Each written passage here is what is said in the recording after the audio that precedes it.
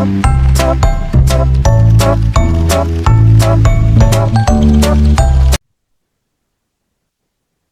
malam teman-teman semua. Selamat malam. Terima kasih untuk kesempatan yang telah diberikan kepada saya.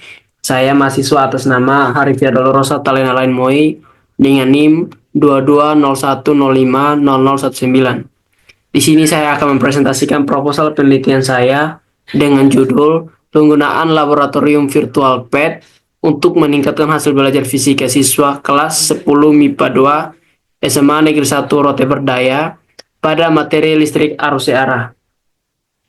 Langsung saja pada latar belakangnya, perkembangan teknologi informasi dan komunikasi telah mendorong terciptanya banyak inovasi-inovasi di segala bidang. Bidang yang tidak luput dari perkembangan tersebut adalah bidang pendidikan. Salah satu inovasi yang tercipta di bidang pendidikan adalah laboratorium virtual. Laboratorium virtual memiliki peran yang sangat penting karena dapat membantu siswa untuk melakukan eksperimen dan mengeksplorasi konsep-konsep fisika secara interaktif. Ada banyak jenis-jenis laboratorium virtual PET. Salah satunya adalah PET, yang merupakan singkatan dari Physics Education Technology.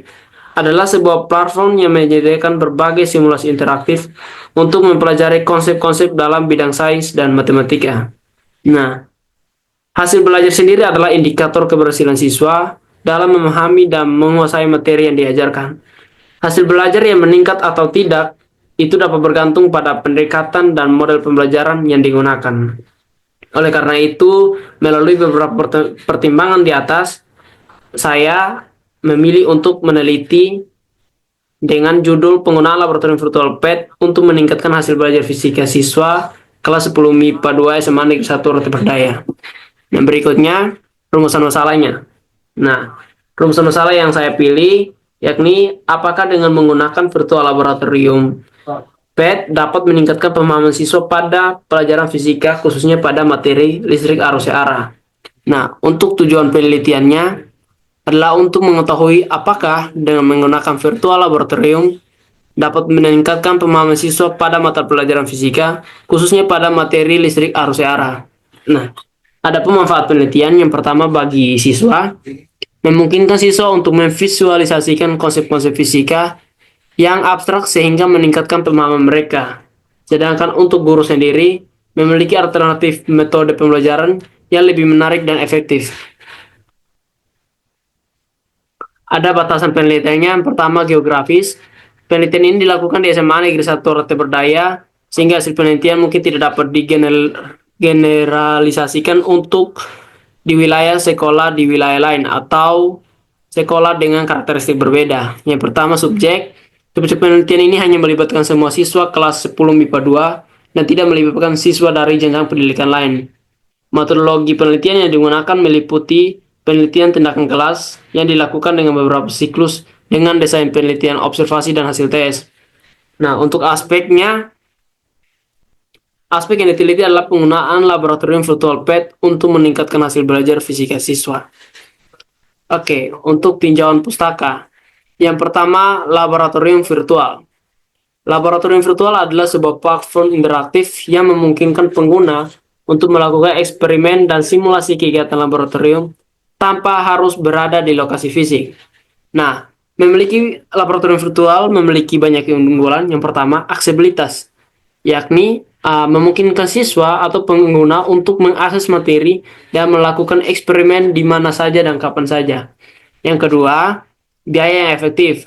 Penggunaan laboratorium virtual dapat mengurangi biaya operasional yang terkait dengan pengadaan alat dan bahan laboratorium fisik. Yang ketiga, pengalaman praktis. Laboratorium virtual memberikan pengalaman belajar yang lebih konkret melalui simulasi yang realistis, sehingga siswa dapat melakukan eksperimen berulang kali.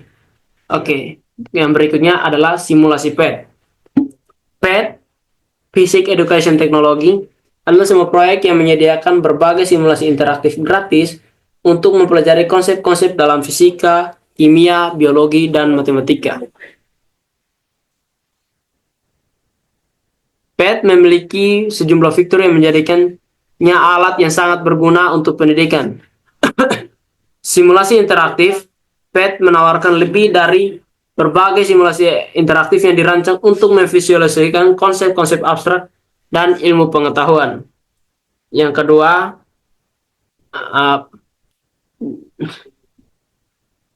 PET juga bisa sebagai praktikum virtual, di mana siswa bisa atau pengguna bisa melakukan praktikum secara virtual, dan juga bisa menjadi dukungan untuk guru untuk memilih media belajar bagi siswa.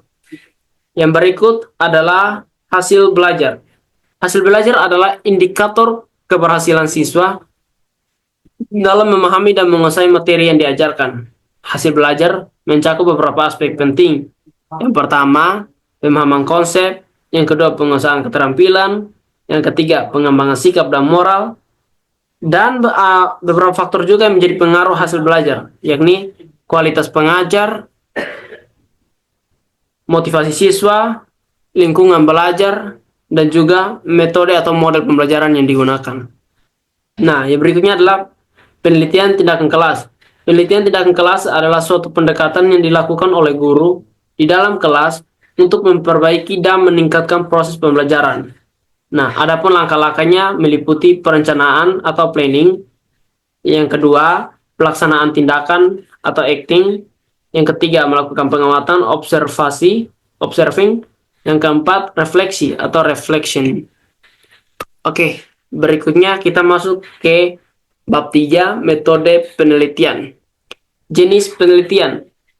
Penelitian ini menggunakan metode penelitian tindakan kelas atau classroom action research yang bertujuan untuk meningkatkan hasil belajar fisika siswa pada materi listrik arus searah melalui penerapan laboratorium virtual PET. Lokasi dan waktu penelitian. Nah, penelitian ini dilakukan di SMA Negeri 1 Rote Berdaya dengan subjek siswa kelas 10 MIPA 2. Waktu pelaksanaan penelitian ini direncanakan akan dilaksanakan pada 15 Januari 2024. Subjek penelitian. Subjek penelitiannya adalah siswa kelas 10 MIPA 2 sebanyak 32 siswa yang akan dipilih berdasarkan kebutuhan penggunaan laboratorium virtual. Yang keempat, desain penelitian. Desain yang digunakan dalam penelitian ini meliputi pertama, perencanaan atau planning, kedua, pengamatan, observing, yang ketiga, reflection. Penelitian ini akan dilakukan dalam 2 siklus atau lebih hingga diperoleh hasil yang diharapkan. Oke, yang pertama, perencanaan atau planning. Nah, kita akan menganalisis hasil belajar siswa sebelumnya pada materi listrik arus searah. Yang kedua, menyusun rencana pembelajaran menggunakan laboratorium virtual PET, lalu merancang perangkat pembelajaran seperti RPP yang berbasis PET. Dan yang keempat, menyusun instrumen penelitian seperti soal tes hasil belajar, lembar observasi, dan panduan refleksi. Untuk tahap kedua, pelaksanaan tindakan, acting. Guru melaksanakan pembelajaran sesuai RPP yang telah dirancang. Lalu, siswa melakukan simulasi menggunakan PET untuk memahami konsep seperti hukum Ohm, hubungan antara arus, tegangan, dan hambatan. Yang ketiga, pada tahap pengamatan, peneliti akan berkolaborasi, misalnya guru lain, mengamati aktivitas siswa selama pembelajaran berlangsung. Data yang diamati meliputi tingkat keaktifan, partisipasi siswa, antusiasme siswa, dan hasil belajar awal dan akhir. Pengamatan didokumentasikan menggunakan lembar observasi atau catatan lapangan. Tahap keempat, reflection. Menganalisis data hasil pengamatan dan tes untuk menilai keberhasilan tindakan yang telah dilaksanakan. Yang kedua, mengevaluasi kendala yang muncul selama pelaksanaan tindakan. Yang ketiga, jika hasil belum memadai, maka rencana untuk siklus berikutnya disusun dengan perbaikan yang diperlukan. Berikutnya, instrumen penelitian. Yang pertama ada lembar observasi. Lembar observasi digunakan untuk mencatat aktivitas siswa selama pembelajaran, seperti tingkat partisipasinya atau antusiasme siswa. Yang kedua, tes hasil belajar, berupa soal latihan pilihan ganda untuk mengukur pemahaman siswa sebelum dan sesudah tindakan. Yang ketiga, panduan refleksi.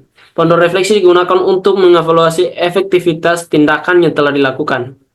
Yang keenam, teknik pengumpulan data.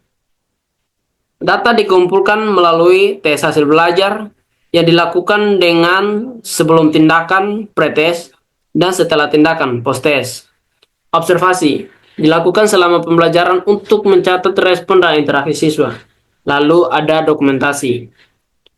Oke, yang ketujuh, teknik analisis data. Nah, teknik analisis datanya menggunakan analisis kuantitatif dengan menghitung nilai rata-rata siswa dengan rumus N sama dengan sigma S per sigma max kali 100.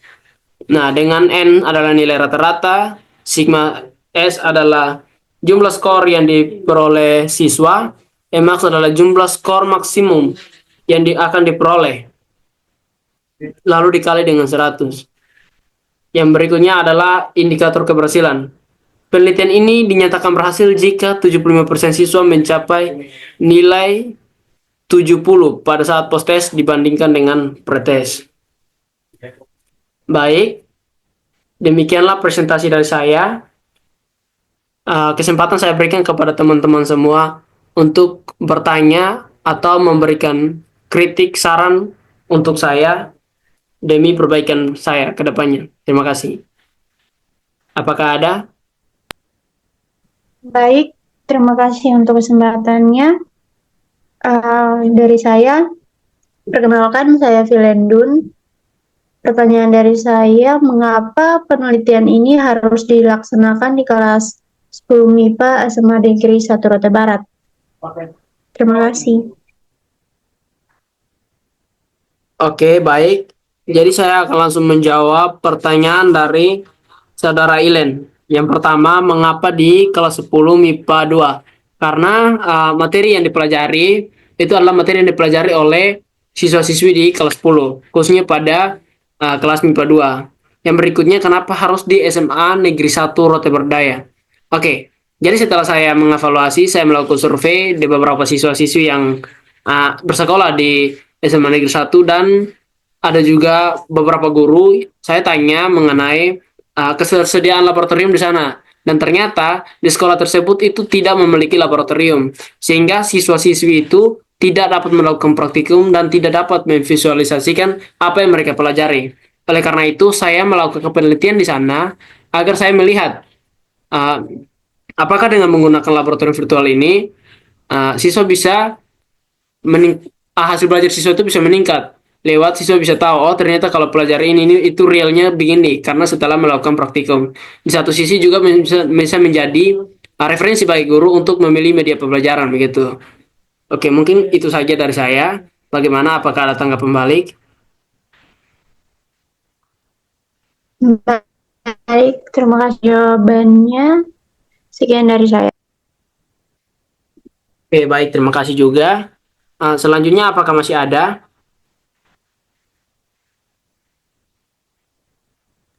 Tidak ada. Oke, kalau tidak ada, sekian presentasi proposal saya. Terima kasih. Selamat malam untuk kita semua. Selamat malam.